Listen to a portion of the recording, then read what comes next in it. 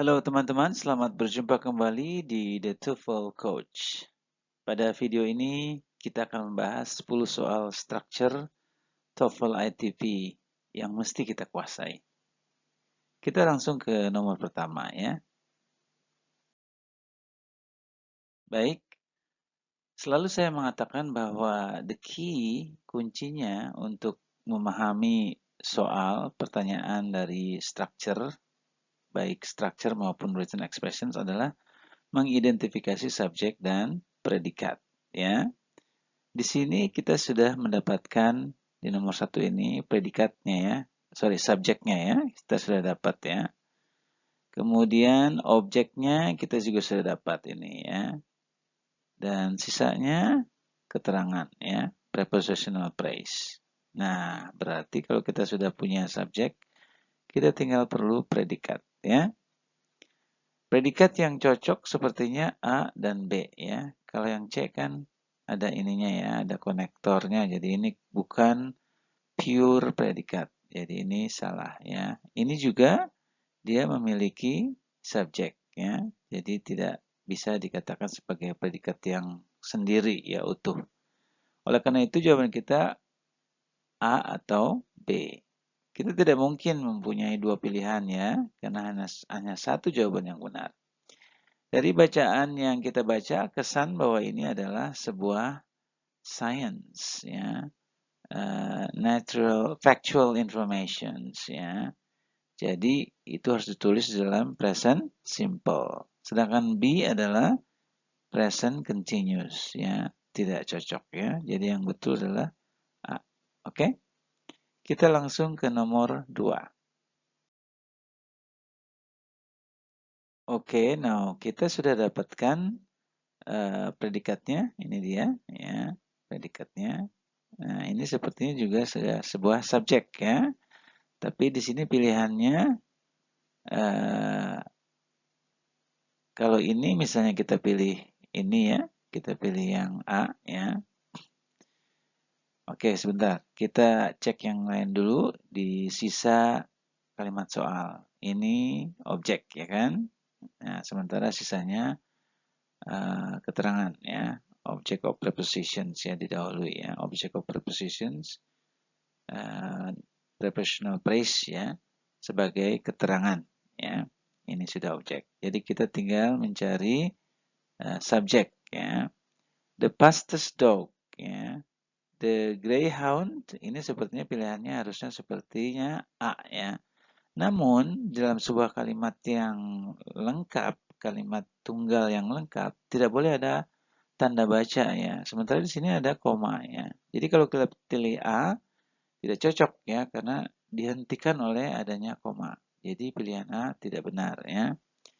Demikian pula kalau kita pilih B ya, ini akan menjadi kalimat yang sempurna seandainya tidak ada koma ya. Jadi pilihan yang B juga salah walaupun sebetulnya benar ya kalau tidak ada koma. The fastest greyhound ya. The fastest dog greyhound. Nah, ini berarti kita mempunyai dua subjek ya karena ada dognya juga, ada juga greyhound nama dari dog tersebut ya. Jadi double subject ya. Nah, oleh karena itu pilihan yang benar adalah yang D ya, the fastest dog ya. Ini keterangan ya. Kita namakan appositive ya, noun phrase yang menerangkan greyhound itu adalah the fastest dog. Jadi biasanya dia di antara koma ya. Nah, ini di antara koma adalah appositifnya ya, sementara subjeknya adalah the fastest dog. Ini the subject, the fastest dog. The greyhound itu appositif keterangan dan dia biasanya di antara koma ya. Jadi yang benar jawabannya adalah D ya. Silakan kembali buka appositif. Saya sudah menerangkan di video saya tentang appositif untuk dipahami ya. Kita langsung ke nomor 3. Baik, di nomor 3 ini kita sudah punya subjeknya ya. The Mayflower. Sepertinya ini ship ya. Was bound for Virginia. Ya, ini predikat ya, subjek. Nah, di sini ada but ya. Kemudian ada subjek ya. Dan tentu ini merupakan kalimat kompleks, kalimat compound ya. Karena konektornya but ya. Dan kita juga punya subjek ya. Nah, di tempat yang kosong ini kita tinggal mencari predikat saja ya. Dan ingat bahwa di kalimat awal, di main clause-nya ini adalah past tense ya. Tentu pilihan kita di A, B, C, D-nya ini harus merupakan predikat yang past tense ya. Nah, kita lihat ya. Pilihan A benar ya. Ya. Ini kan objeknya ya. Ya. Ini predikatnya ya. Oke. Nah, kalau ini bukan past tense ya. Jadi B itu salah. Nah, kalau ini ada subjek lagi, sementara kita sudah dapat subjeknya kan tadi kan, hurricane ya, salah ya. Sementara D bukan past tense ya, verbnya, jadi juga salah. Pilihan kita A untuk nomor 3. Kita langsung ke nomor 4. Baik, ini adalah the greenhouse effect. Ini adalah subjeknya ya. Ini verbnya present simple. Berarti ini sepertinya science ya. Oke, cocok ya. Singular subject, singular verb predikatnya ya. Nah, kita mungkin perlu keterangan ya. Karena occurs itu kata kerja yang tidak memerlukan objek. Mungkin keterangan saja ya. Oke, kita lihat pilihannya ya. When does. Nah, ini strukturnya pertanyaan ya. Berarti ini salah ya. Karena ini tidak ada pertanyaan di ujung kalimat soal ya. Kemudian juga B pertanyaan, jadi salah ya. Nah, yang 4, when the earth atmosphere ya, biasanya terdiri dari berbagai macam gas dan yang utamanya adalah oksigen dan nitrogen ya. Jadi atmosfer itu gas ya. Makanya dia di sini dianggap sebagai singular ya. Kemudian verbnya juga singular ya, predikatnya singular ya. Berarti ini complex sentence ya. Karena di sini sudah ada kalimat lengkap di awal, kemudian ada kalimat pendukung ya dengan adanya penghubung when ya. Subject, the earth atmosphere ya, singular ya. Traps, singular predikat ya. Correct ya. Heat adalah objeknya. Kemudian radiating from the sun ini adalah keterangan. Present participle keterangan. Ya. Menerangkan which heat. Ya. Panas yang mana? Panas yang coming from the sun. Gitu ya. The earth atmosphere type ini tidak ada konektor. Karena ini kalimat kompleks ya. Jadi harus ada konektor ya di depannya. Oke. Pilihan yang benar adalah C ya. Kita berikutnya ke nomor 5 ya. Baik, ini sepertinya akan sama seperti nomor 3 tadi, tapi coba kita lihat ya. The Rose Bowl, ya ini subjek ya. Ini sepertinya kompetisi ya. The Rose Bowl is ya, kalau kita baca ya. Ini kan biasanya saya selalu mengatakan kalau di dalam koma itu berarti dia keterangan saja ya. Kita mau pahami dulu bahwa kalimat ini sebetulnya sudah sesuai apa yang kita tunjukkan dengan subjek predikatnya ya. Subjek, predikat ya, ini yang satu. Kemudian ini fakta ya tentang suatu yang umum gitu ya. Jadi present simple ditulisnya ya. Cocok ya, subjek singular, predikat singular. Complement, the oldest post-season collegiate football game in the United States ya. Semua sampai ke sini komplement ya. Komplement daripada sentence. Nah, di dalam sini tentu bisa berupa keterangan ya. Bisa juga berupa clause ya. Kita lihat ya. Takes, ya ini kan verb ya. Kalau misalnya subjeknya kita anggap the Rose Bowl, kemudian verbnya takes, tidak boleh ada koma di antaranya ya. Jadi pilihan A salah ya. Sementara sebetulnya predikatnya sudah ada is di sini kan ya. Which takes, nah ini sepertinya adjective clause menerangkan apa itu rose bowl ya. Dia terjadi atau diadakan pada permulaan tahun ya, di hari pertama permulaan tahun January 1st biasanya gitu ya. Jadi ini sepertinya betul, tidak ada subjek karena which-nya sudah bertindak sebagai subjek ya, mewakili rose bowl ya. Ini sepertinya betul dan dituliskan dalam present simple. Sama seperti kalimat utamanya ya, is ya. It takes, nah ini tidak bisa, walaupun sebetulnya secara struktur betul ya, di antara koma ini, it takes place on New Year's Day. Ini tidak bisa karena tidak bisa ada kalimat independen di tengah kalimat independen tanpa adanya penghubung ya. Jadi di sini ini salah ya, harus ada konektornya ya. Kalau itu clause ya. Nah, ini tidak ada subjeknya yang mana gitu ya. Apakah the Rose Bowl? Ini past tense ya. Tentu ini salah ya. Pilihan kita yang benar B. Baik, kita langsung ke nomor 6. Are living ya. Are living. Ini predikatnya ya. Kemudian di kalimat selanjutnya other subjects are predikat. Ya, ini sepertinya kalimat mungkin kalimat compound, mungkin kalimat kompleks ya. Selalu bahwa ini kalimat utamanya yang ini ya. Karena belum setelah koma tidak ada konektor ya, berarti kita anggap ini sebagai kalimat utamanya. Sementara sebelumnya sebagai kalimat pendukung. Dan ingat kalau kita punya kalimat compound ataupun kompleks harus ada konektor ya. Kita lihat yang ada konektornya yang mana ya. Oh, ini dia ya. Kalau ini benar ya, tapi tidak ada konektor karena ini dua kalimat ya. Jadi ini salah ya. Ini juga salah ya, karena ini juga tidak ada konektornya.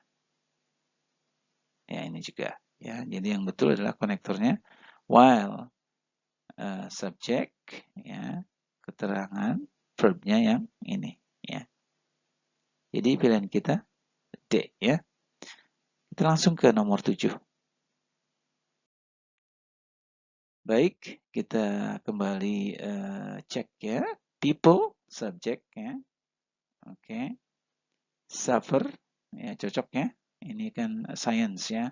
Subjeknya plural, verbnya plural, present simple ya. Keterangan, itu menerangkan kata kerja. Suffer from apa ya. Biasanya pasangan ini ya. Verb phrase ya. Suffer from dyslexia. Objek ya, ini objeknya. Suffer from, ya ini verbnya. Nah, berarti di antara yang saya garis bawahi merupakan kalimat clause ya, kalimat clause ya. Who reverse the letters of word ya. Cocok ya. Dia subjeknya mewakili, who-nya mewakili subjek, kemudian verbnya juga reverse present simple ya. The letters object ya. Kemudian keterangan ya. Nah, berarti of words, kemudian reverse-nya itu kapan ya. Oke, kita sekarang ternyata ada keterangan reverse ya, keterangan kata kerja ini ya. Berarti kita ada yang namanya clause lagi di sini. Ini berarti complex sentence juga ya. Complex sentence-nya double ya. Ada who reverse the letters of words ya. Ini menerangkan people ya. Kemudian ada lagi kapan reverse-nya gitu kan ya. Ada adverb clause ya. If they tried. Nah, ini salah ya. Walaupun agak benar ya, tapi di sini past tense yang membuat kalimat ini kalau kita pilih A salah ya. Karena tadi kita bicara science ya, harus present simple ya. When trying, nah ini short form dari when they try. Jadi kalau kita drop subjeknya, maka verbnya harus present participle. Jadi when trying gitu ya. Itu harusnya itu sebenarnya berasal dari when they try ya, when trying ya.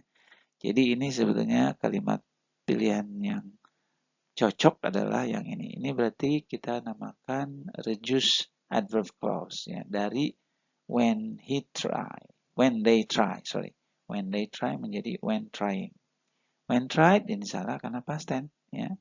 If he tries, nah ini salah karena sini kita bicara plural ya. Pilihan kita adalah B untuk nomor 7. Kita langsung ke nomor 8. Nah, di sini ada prepositional phrase ya. Kemudian juga ada adjektif ya. Featured at keseluruhan ya. Didahului. Kalimat yang didahului oleh prepositional phrase ataupun past participle biasanya mengindikasikan kalimat itu merupakan kalimat inverted. Apa itu inverted? Jadi dia harus predikat dulu baru subjek. Jadi ini semua keterangan ke sini ya.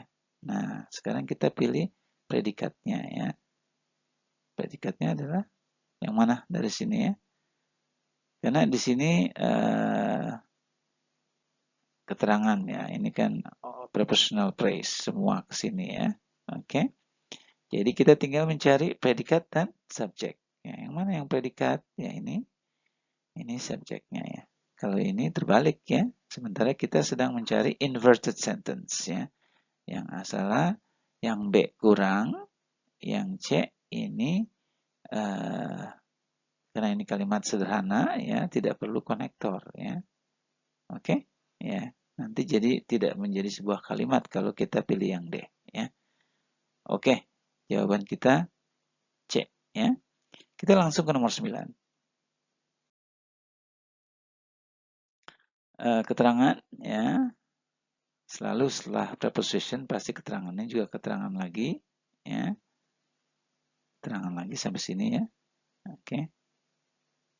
Nah, kemudian komplement. Nah, ya kan? Komplement ini ke sini ya. Adjective clause ya. Sorry, adjective phrase ya. Sampai bawah ya. Jadi sebenarnya kalimatnya rubber is difficult to distinguish from natural rubber. Nah, what kind of rubber yang ini gitu kan ya. Nah, kita lihat di sini subjeknya sudah ada, predikatnya sudah ada. Tentu kita tidak boleh memilih subjek lagi di sini ya. Jadi harus keterangan saja ya. Apa yang coba kita lihat ya. Di sini is produce, rubber is produce is ya tidak cocok ya. Kecuali dia cuma pilih ini saja ya. Maksudnya adjektif ya, menerangkan rubber. Jadi kita perlu keterangan saja di sini ya. That produce ya, ini aktif kalimatnya ya. Nggak mungkin rubber produce sendiri ya. Gitu ya, ini salah ya. Kemudian producing ini juga bersifat aktif ya, ini salah ya. Ini salah karena ini ada is, jadi ini kalimat lengkap, predikat yang lengkap. Sementara predikatnya sudah ada di sini ya. Tidak boleh, cuma keterangan yang kita perlukan di kalimat, di tempat kosong ini sampai silicons ya. Jadi yang benar adalah D ya, yang diproduce from silicon vulkanik, gitu maksudnya ya, dari silicon vulkanik ya. Oke, jadi jawaban kita D ini past participle phrase yang bertindak sebagai adjektif menerangkan rubber ya. This kind of rubber compare to natural rubber. Kita ke final questions ya. Oke. Romanticism was subject ya, predicate ya, reactions object. Nah, ini prepositions again keterangan ya. Prepositional phrase menerangkan kata benda gitu ya. Kalau tidak paham prepositional phrase silahkan cek kembali prepositional phrase yang sudah saya terangkan di video sebelumnya ya. Nah, ini berarti kita cuma perlu keterangan ya. Introductory lah, introductory phrase ya. Mainly literary in scope ya. Ini sepertinya adjektif ya, utamanya yang ini ya. Mainly adverb. Berarti dia literary menerangkan romanticism ya, subjeknya gitu kan ya. Jadi ini sebetulnya kalimat lengkapnya adalah it is mainly literary ya, in scope. Seperti itu ya, tapi dipendekkan menjadi prase saja, adjective phrase ya. Jadi adjective phrase yang berfungsi sebagai introductory phrase terhadap kalimat ya. Dan dia biasanya kita taruh di depan ya. Mainly literally in scope ya, sepertinya pilihan kita. It was mainly literally. Nah, ini kalimat compound jadinya ya, kalau kita pilih yang B. Sementara tidak ada konektor, jadi salah ya. The main literary was ya. Ini juga kalimat yang salah karena dia menjadi kalimat compound sementara cuma ada koma di antaranya, tidak ada konektor ya. Itu yang menjadi penyebab ya. Demikian pula yang D akan menjadi kalimat compound sementara tidak ada konektor ya. Kalau kita mempunyai dua independent sentences harus ada konektor ya. B, C, D bisa menjadi benar kalau misalnya dia ada konektornya. Sementara yang betul adalah introductory phrase saja menerangkan romanticism ya. Introductory phrase ini berfungsi sebagai adjektif menerangkan subjek romanticism. Pilihan kita B untuk yang benar jawabannya. Begitu teman-teman, 10 soal structure dan written expression TOEFL ITB. Semoga bisa dicerna dengan baik ya. Jika suka, silakan share dan klik the like button dan jangan lupa subscribe dan klik the notification bell untuk video-video berikutnya. Terima kasih sudah menonton, sampai jumpa di video berikutnya.